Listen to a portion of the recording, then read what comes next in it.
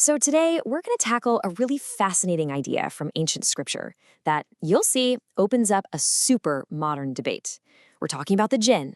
But hang on, this isn't about ghost stories or folklore. Nope, it's really about something much bigger, a powerful idea called the joy of bewilderment. I mean, it's a question that's been around for literally centuries. You open up the Quran, the central text of Islam, and there it is. It talks about these beings, the Jinn, made of smokeless fire, living in a world right alongside ours. So why? Why are they even mentioned? What are they doing in the scripture? And that question is exactly where things get interesting.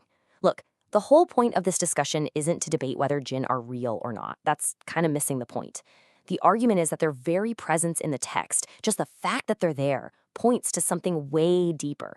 It suggests that maybe, just maybe, the universe doesn't run on one simple truth that we can just get.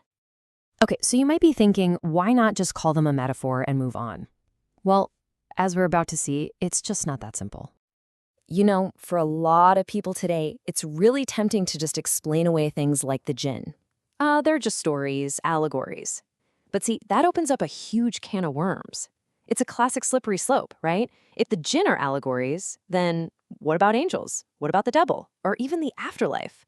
If you start pulling on that thread, it raises a really tough question. Where do you stop? Where do you draw that line? This whole conversation is happening within a framework that's been called BioIslam. And the idea here is to find a middle path. It's a way of thinking that says, okay, we can accept certain core supernatural ideas on faith, things like the afterlife. But, and this is the key part, it encourages a spirit of really deep, critical questioning about everything else. It's a genuine attempt to bring faith together with a modern, scientific, inquisitive mindset. And it's that spirit of inquiry that leads us right to the heart of the matter. It's this fundamental tension, this battle, really, between bewilderment on one side and absolute certainty on the other. So let's break this down. You've got two opposing forces here. On one side, you have this idea of yaqeen. Think of it as rigid, locked-in certainty, the kind that says, I have the one and only truth. But on the other side, you have heba, that's pronounced heba, and that's something totally different. It's the joy of bewilderment. It's having the humility to say, hey, maybe there are conflicting stories out there, and maybe I don't understand it all. It's about being okay with the mystery. And this presents a real challenge, right? It's asking us, if your worldview, whatever it is, has absolutely no room for doubt, no room for wonder or awe, are you sincerely looking for the truth? Or are you just looking for things that confirm what you've already decided is true? And boom, that brings us right back to the Jinn. See, the idea here is that they're not just some kind of supernatural creature. They're a symbol. A really powerful symbol for everything we can't know, for all the parts of reality that are just beyond our grasp. So if we run with this idea of the unknowable, it takes us somewhere even bigger. It forces us to think about the very nature of truth itself. Think about it. The Quran says the Jinn live in a reality that's parallel to ours. We can't see it, but it's there. That's a huge metaphor, isn't it? If a whole reality can run parallel to ours, then why couldn't truth work the same way? Maybe different, even conflicting truths can also exist in parallel. Okay, I know what you might be thinking. This sounds pretty radical. I mean, questioning something as core as monotheism? Is that going too far? Is that even allowed? Well, here's the thing. This kind of deep critical thinking isn't some new modern idea. Far from it. You can go all the way back to the 11th century and find the scholar al-Biruni. He didn't just look at Hinduism and say, nope, that's polytheism, I'm out. No, he actually studied it, and he made the case that if you dig deep enough, it's actually monotheistic at its core. That's an amazing historical example of looking past the surface to find these deeper parallel truths. So in that same spirit of inquiry, the source we're looking at proposes what it calls a daring thought experiment. And the goal here isn't to tear down belief, not at all. It's actually to try and understand it on a much deeper level. Now, to get this thought experiment, we need a key term, henotheism. It sounds complicated, but it's not. It's different from polytheism. That's a belief in many separate independent gods. Henotheism is the belief in one single supreme creator, who might then create other lesser beings, kind of like helper gods. The analogy of a CEO and a board of directors is perfect.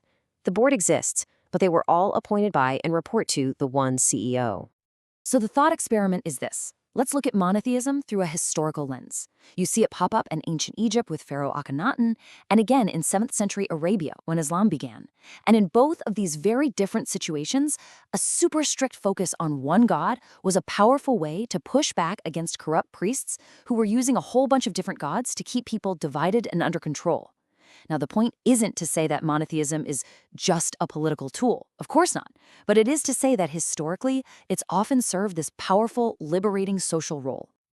Okay, let's pull all these threads together. What's the bottom line? Why does any of this stuff about bewilderment and parallel truths even matter? Because it brings us face to face with what is probably humanity's oldest, toughest question, the problem of suffering.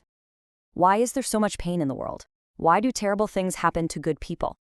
Every single worldview, every religion, every philosophy, they're all, in one way or another, trying to answer that question. And wow, the answers we've come up with are all over the map. I mean, is suffering some grand cosmic battle between a good god and an evil one? Is it all just because of our own selfish desires, like Buddhism suggests? Is it nothing more than the cold, hard math of Darwinian evolution?